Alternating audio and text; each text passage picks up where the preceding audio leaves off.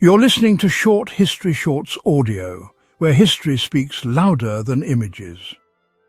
In AD 60 or 61, a rebellion erupted in the Roman province of Britannia that shook the empire to its core, threatening to erase decades of conquest in a matter of weeks. Led by Boudica, queen of the Iceni, it was the most devastating uprising Rome faced in Britain, a furious backlash against oppression that left cities in ashes and tens of thousands dead. To understand how such a revolt was possible under the seemingly unshakable grip of Roman power, we must first look at the political and cultural fault lines left in the wake of Claudius's conquest. The Iceni were a powerful tribe in eastern Britain who had initially maintained a semi-independent status under Roman rule. Their king, Prasutagus, had been allowed to govern as a client ruler, enjoying wealth and autonomy in exchange for loyalty to Rome.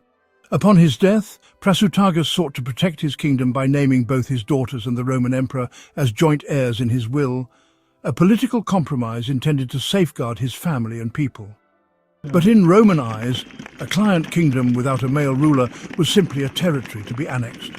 The governor, Gaius Suetonius Paulinus, ignored the will, declaring the Iceni lands forfeit to the empire. The annexation was brutal. Roman officials seized Iceni property, confiscated estates, and treated the tribal nobility with contempt.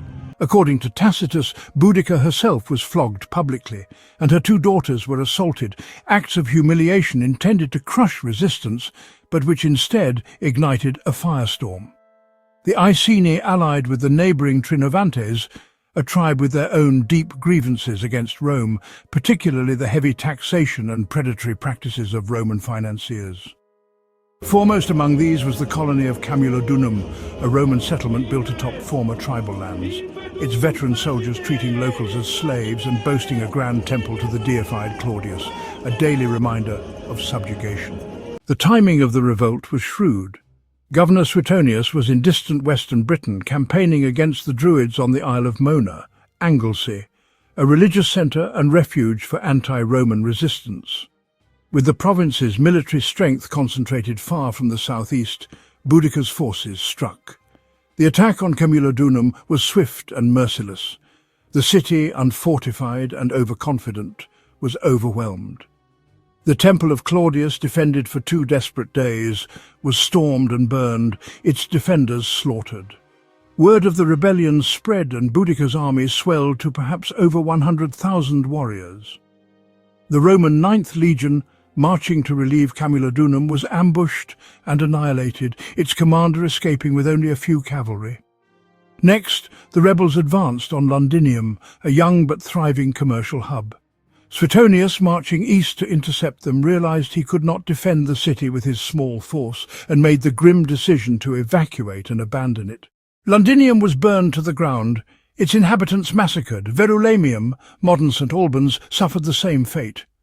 By the time the rebels' fury had run its course, perhaps 70,000, 80,000 Roman citizens and pro-Roman Britons lay dead. But Suetonius was a hardened commander. Refusing to retreat from the province, he regrouped his forces, about 10,000 men from the 14th Legion, detachments from the 20th, and auxiliaries.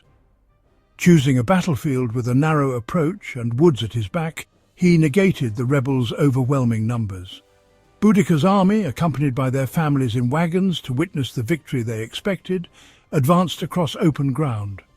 The disciplined Roman line held firm under the initial assault.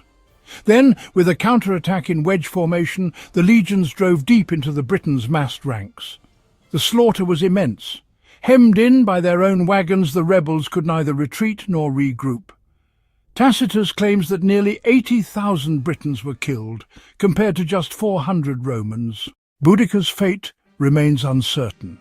Some accounts say she took her own life with poison to avoid capture. Others suggest she died of illness shortly after the battle.